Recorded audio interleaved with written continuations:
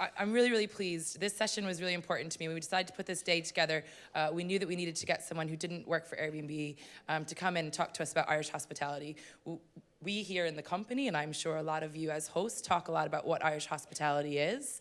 And I thought maybe it would be an exciting thing to do to get an expert to come in and actually explain to us what that really means.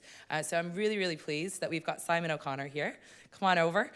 He is co-founder of the Little Museum of Dublin and the City of 1,000 Welcomes, and I'm going to let him explain to you what both of those things are.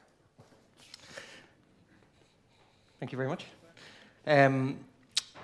Thanks for having me. I feel a bit weird with this microphone on. I don't know if I look like a motivational speaker or Madonna during the Blonde Ambition tour.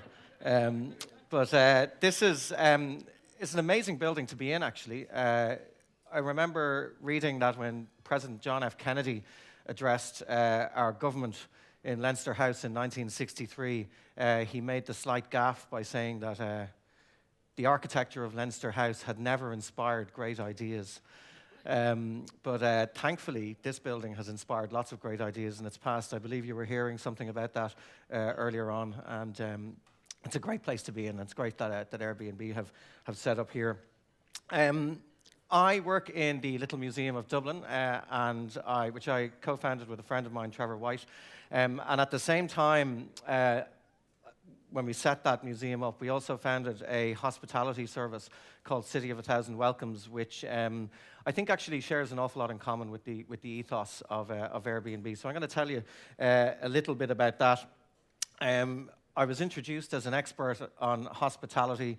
I'm more probably like everybody else in this room. I think we're all actually experts in hospitality. I think it's in our DNA in Ireland. And I think we are the friendliest people in the world. But I also think we're very awkward about that. And I want to kind of, if you'll humor me, I'd like you to kind of be involved in a very brief experiment where I can illuminate that for you. So if you wouldn't mind all maybe standing up for a second, if that's okay. This is the right one, is it? Now, let's see. And if you wouldn't, I apologize in advance for this, if you wouldn't mind turning to the person next to you and giving them a really big hug, okay? Don't hug them for too long.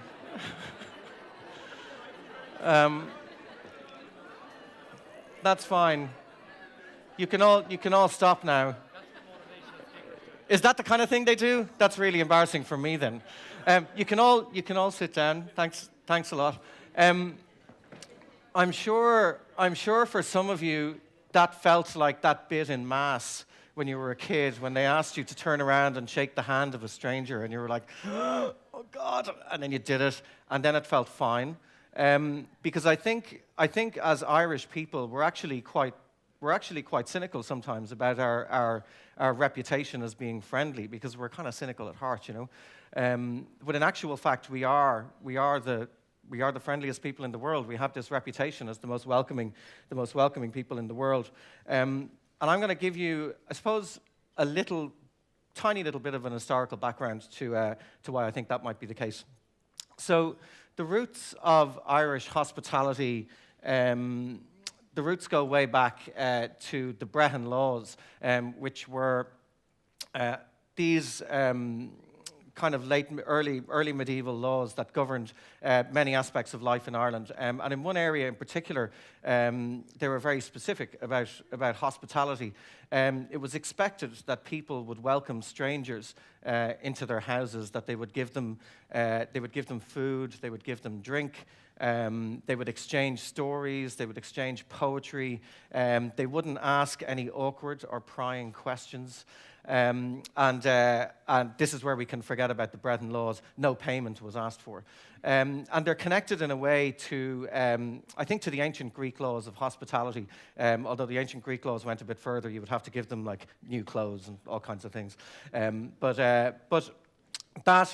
those laws existed, and it's interesting that if you didn't subscribe to that principle of hospitality. If a stranger turned up at your house and you didn't kind of go through this whole process, you could be fined right now. I mean, thankfully, that's not the situation today. But that was going on in this country for since the early medieval period. It extends in a way up into the 20th century when in the Gaeltacht areas around the west of Ireland, the phenomenon of the ban on tea occurred, where basically houses were being opened up in places like Connemara to students who wanted to learn about the Irish language and who wanted to study Irish. And the women of the houses became the kind of principal managers of this service. And it was an amazing thing for students. It was, how many people went to the Gaeltacht, actually? How many people had their first kiss in the Gaeltacht? Right? Yeah, it was like a Petri dish for teenagers. But it became actually a really important source of income for the families and for the women in these areas. And I think that's actually really relevant in relation to what Airbnb is doing, because it's quite similar. People are opening up their homes, and it's providing them with very genuinely important sources of income, and it's using their home as a resource. So that situation has been there, and a lot of us, like all those hands that went up, we've all actually experienced that, going in, having to speak their language, having to eat whatever it was that the ban on tea would put out in the morning for us. But the idea of, I suppose, the idea of Irish friendliness and hospitality is something that the country, and at least the powers that be in the country, have been aware of for a very long time and have promoted. And ever since the 1930s, De Valera pushed forward this image of Ireland, which was, I suppose, decidedly rural and idyllic, and it presented a culture that was very gentle. It was a culture of very pleasant, open people, a culture that was full of music and dance and drinking and fun and enjoyment.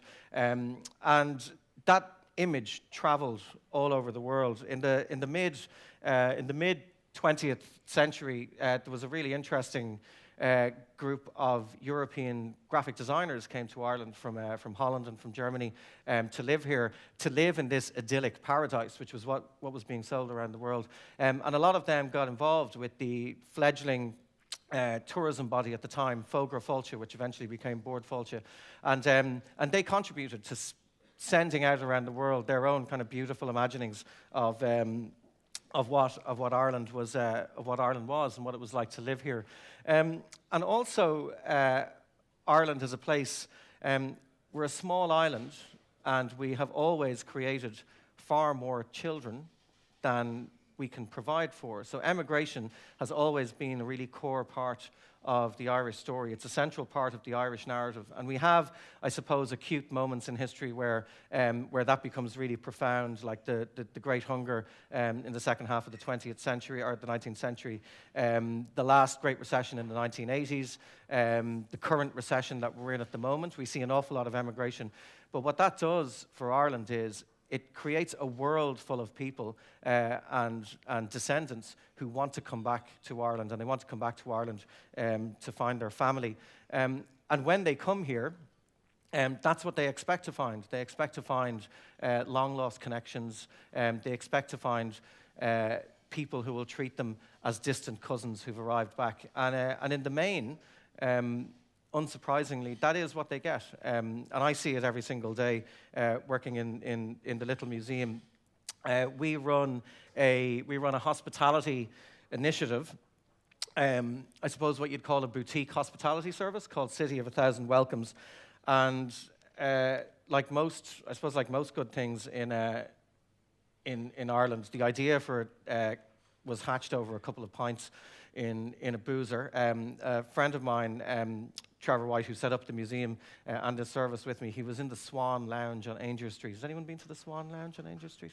I was cycling past it a while ago with my daughter, and my 7-year-old daughter, and I was cycling past, and I was pointing out buildings to her, and I said, "Oh, that's the Swan. That's my favorite pub in Ireland." And she shouts out from the back of the bike. She goes, "Daddy, all the pubs in Ireland are your favorite pub in Ireland." Well, anyway, sorry, that's an aside. Trevor was sitting in the Swan having a pint with a friend of his, and an Australian tourist came in and just sat down at the bar beside them. He was staying in a hostel across the road.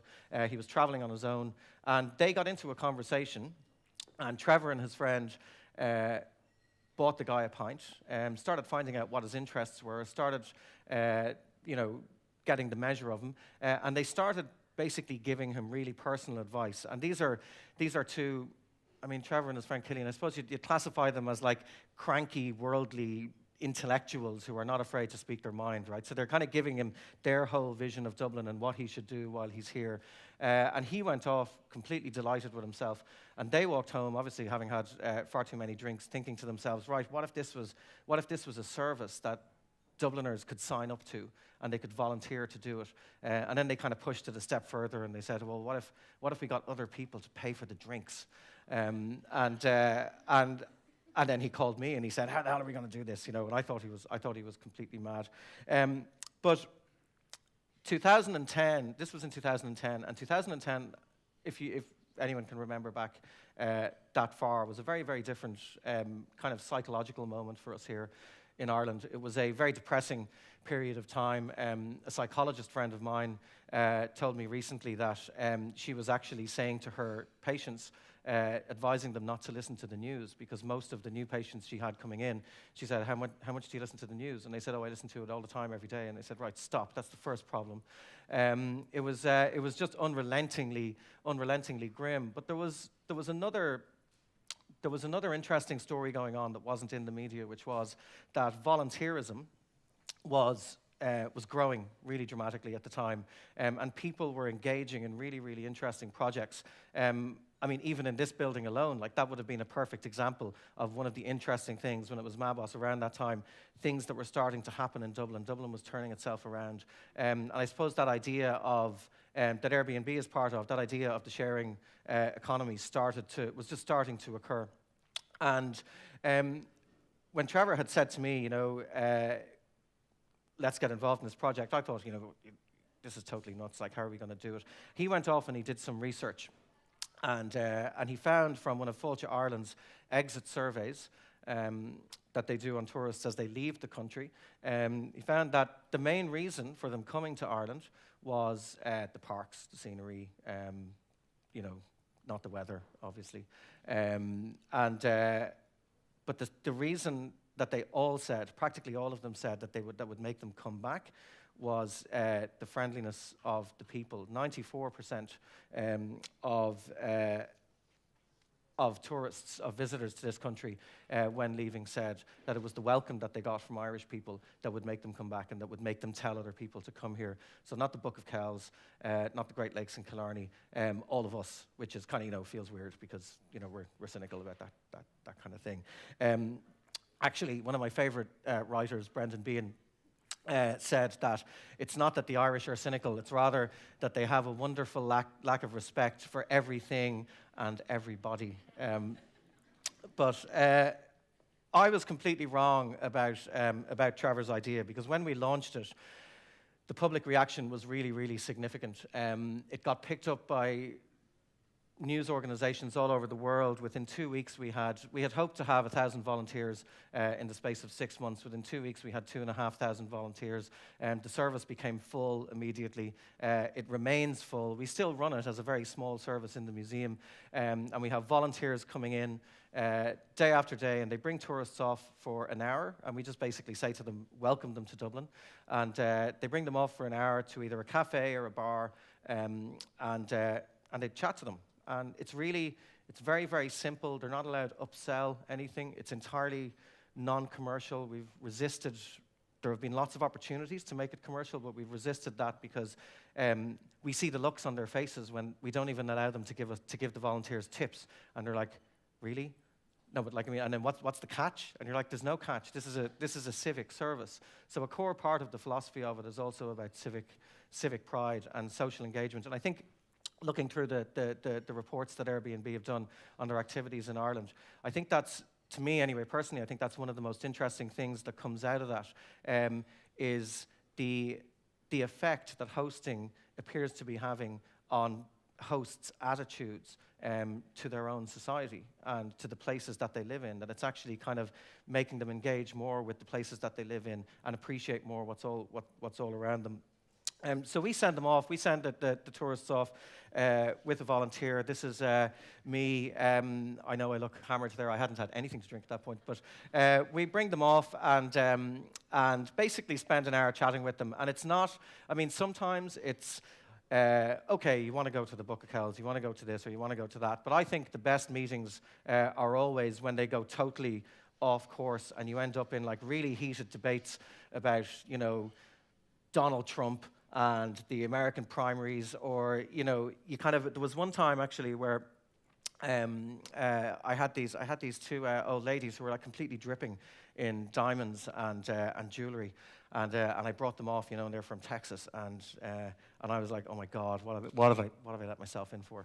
And I kind of can't help but talk about politics to American tourists, and immediately as the conversation started, they turned around and they were like, well, you know, we need to be a lot more communist in our country. And it was amazing. We had this great rapport then for an hour, and they walked away. They wrote an amazing review on TripAdvisor.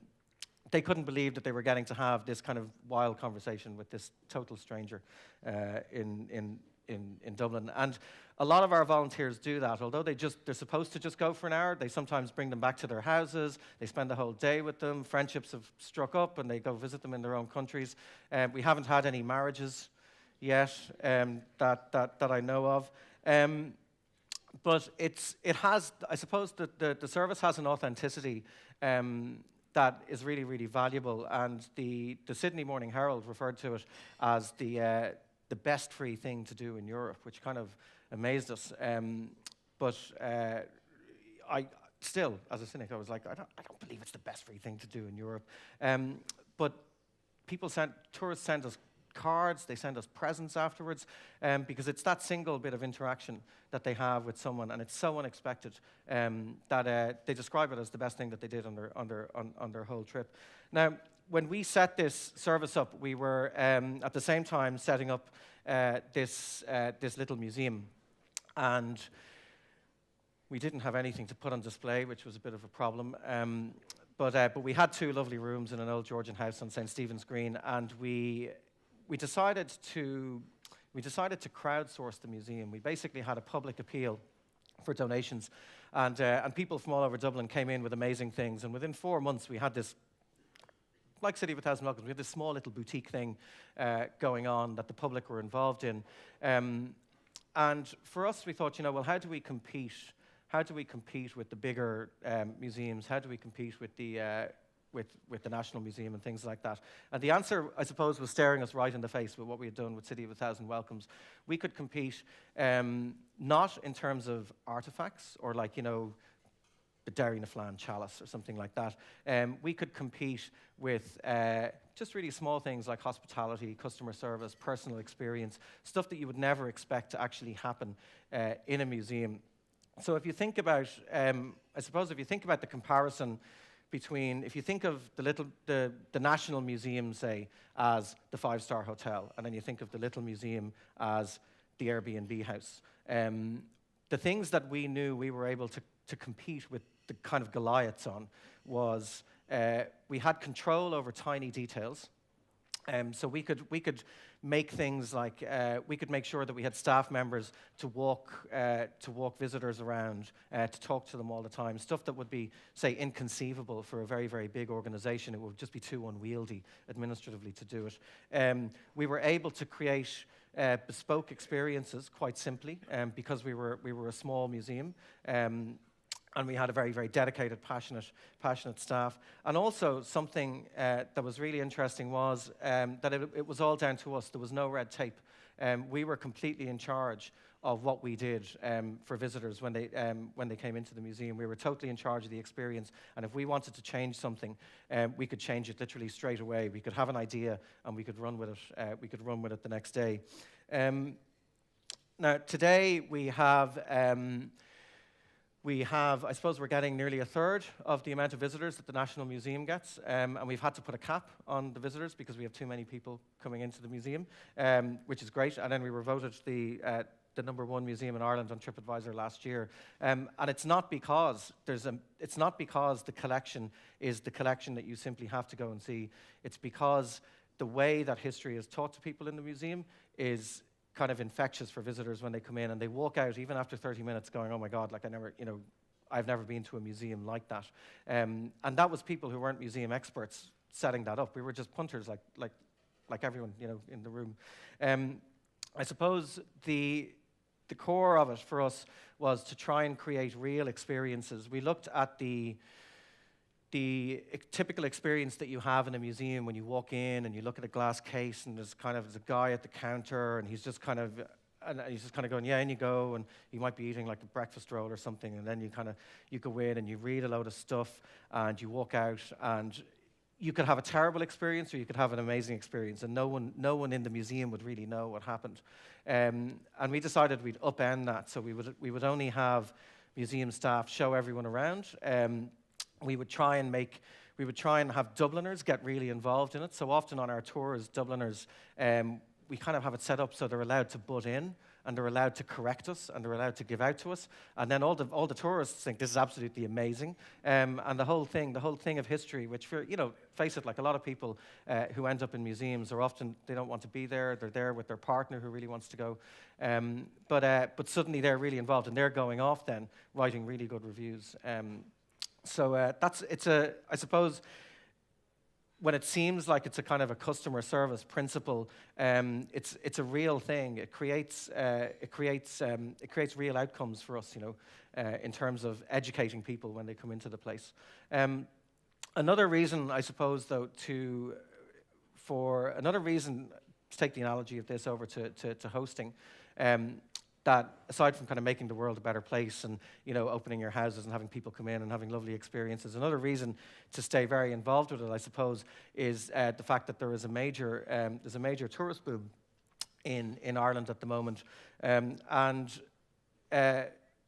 this year so far, there's been an 18% rise in visitors to Ireland on last year, and last year there was a 17% rise on the year before. So there's a very, very significant thing going on in practical financial terms for any of us who are involved in visitors coming into the country. Now, Fáilte Ireland and Tourism Ireland have been doing a huge amount of work in bringing those visitors to the country. It's kind of interesting when you look at their tactics. The image of the tourist in Ireland is typically of a North American, but the vast majority of tourists that come to this country are from the UK, and that's very deliberate. During the boom years, we lost most of the UK visitors. During the recession, we lost most of them. So there's been a significant drive to pull those visitors back. And last year, UK tourists accounted for about 40%, just over 40% of visitors to Ireland. So between the UK and the North Americans, they account for 65% of all visitors who come. The visitors that this big tourism drive are trying to bring into the country are the types of visitors that I think all of us want to have. They're young, energetic. They're not necessarily interested in drinking. They're not here for the hen party or the stag party. They're here for lots of outdoor stuff. They have in Fáilte Ireland a name for it. They call them social energizers. But it's an interesting thing. They're coming over for 2 or 3 days.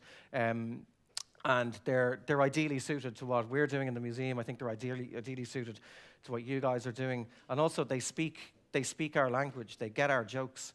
They get the nuance of the culture.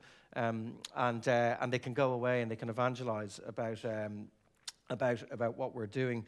And while the demand, I suppose, increases all the time in the city, I think Airbnb is very important what it's doing, because hotels react to demand in a very, very simple way. They increase their prices. And it has taken a long time for Ireland to get back to the point where we can say we are value for money to visitors.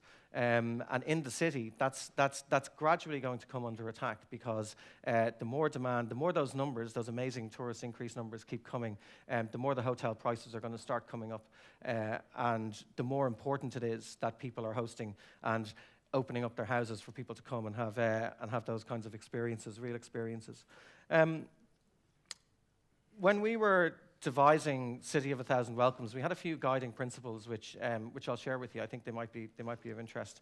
I suppose the first was that we wanted visitors to experience what we felt were the best of locally owned businesses. So we weren't interested when we said, where will they go for a cup of tea or coffee or a pint?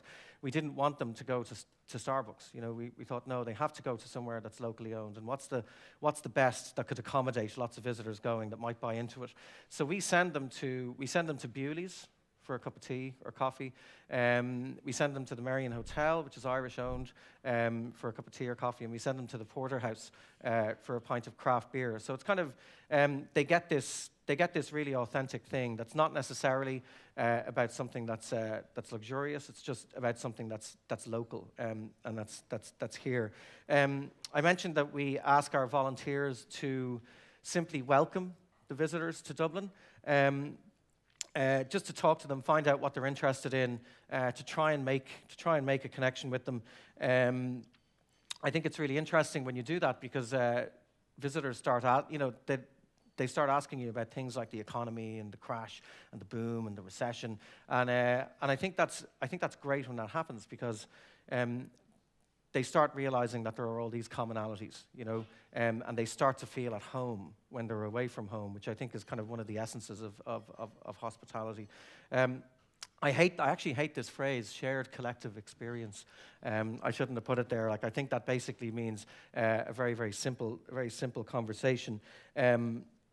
But it is simple conversations like that visitors don't necessarily get in other countries. And it's something that we're kind of over-equipped to do. It's very difficult to get Irish people to stop talking once they start. As you're not going to find out with me because I'm going to be finishing up pretty soon. Now we're not reinventing the wheel really. When we started City of a Thousand Welcomes, we thought we were the cleverest people in the world, when it was when it had all of this media coverage. We thought, oh, isn't that fantastic? We've made this amazing thing and it's so unique. And then these people from New York City got in touch with us. They're called the Big Apple Greeters. And they said, oh, well done. You've joined the international greeting service community. And we realized, oh yeah, this is actually happening all over the world. These kinds of services, not unsurprisingly, Dublin was the only place where we had involved alcohol in it. But it is actually happening. It is actually happening all over the place. And I think Airbnb is doing the same thing. It's just on really quite an enormous scale. By bringing people into people's homes for those local experiences. And I think what it all tells us, this shift in what really appeals to visitors, is that visitors are interested in us. So they plan their trips based on stuff that they're going to go and see, but really what makes their entire visit is the people that they meet when they get here. And they love the personal touches that we provide in the service. I remember one time meeting a chap, bringing him off for a pint, and in the course of the conversation, it transpired that he was a jogger. So we took out his map, and rather than telling him about, oh, you should go to this place for dinner, and then go to that place for a pint, and oh, you're interested in Irish music, they all say that they're really interested. It's funny, when you say, what are you interested in doing on your holiday? Say, oh, well, I'd like to go somewhere to drink Guinness, and then I'd like to go to see some Irish traditional music, and it's like when we go away on holiday ourselves, I'm interested in galleries and museums, and like, that's not necessarily what we're interested in. It's what we think we should be interested in when we're away. But this guy, it transpired, was really interested in jogging. We took out a map and we spent an hour working out a really, really scenic jogging route for him to do for the entire week. And it took an hour. And he was delighted. He sent presents afterwards. He had the best holiday that he could have imagined in Dublin because we just sent him running up and down from Clontarf to Howth and up Howth Head, But it was simple, and he would never have got that. He would never have got that in a guidebook. So doing things like that, helping people with their itineraries, finding out what it is that they really like, that's something that I think is really important about what we do. And it's actually really, really simple to do it. I mean, I think, speaking about guidebooks, I think, publishing is an industry. I used to work in publishing for a very long time, and like any industry, it can be very, very lazy, and people can rehash the same things over and over again with little updates. But I think all the guidebooks, they tend to miss so many things that are amazing, particularly in smaller communities and rural communities, and even in the kind of urban areas outside the city centres where it's easy for guidebook travel writers to figure out stuff. And I think in Ireland we have so much more to offer than more queues for tourists, more kind of like fake Irish dancing, more overpriced pints. We have all of these amazing things in our villages, in our towns, even in our urban environments where we're living, even in our housing estates. And we should be proud, I think, of this amazing, beautiful little country that we live in. It's full of exceptional people who are unflinchingly optimistic, friendly, and famous around the world, whether we like it or not, for our hospitality. And I think that the magical things that visitors can do when they get here, all of the hidden places that they can go, these are all of the things that the guidebooks don't know about, but they're all the things that you guys do. Thanks.